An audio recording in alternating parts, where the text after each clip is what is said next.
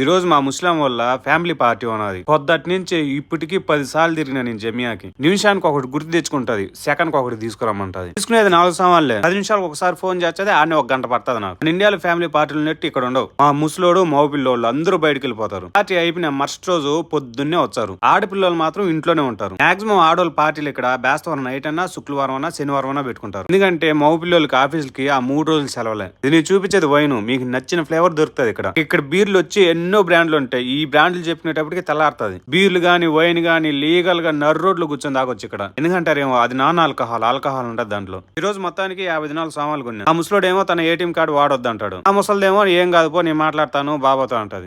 ఈ రోజు ముసలోడు ఇద్దరు నరకం చూపించాను నాకు. ఆ పరిస్థితి ముందు చూచే నొయ్యే వెనక చూచే గొయ్యన్నట్టు అయిపోయింది. కార్ పార్కింగ్ మా ఇంటి ఎదురుగా ఉండి ఇంటి కార్డు చేయదని మా ముసలికి 2 చేతులు దండం పెట్టిన. అయినా గానీ అక్కడ పార్క్ చేసినారు ఎవరో. ఆ ఇంట్లో ఉండే ఆమె ముందుగానే వంకాయలు రాని. ఈ స్ట్రీట్ లో ఏ డ్రైవర్ ఆ ఇంటి ముందు పోయి నిలబడ్డు. అంత డేంజర్ ఆమె.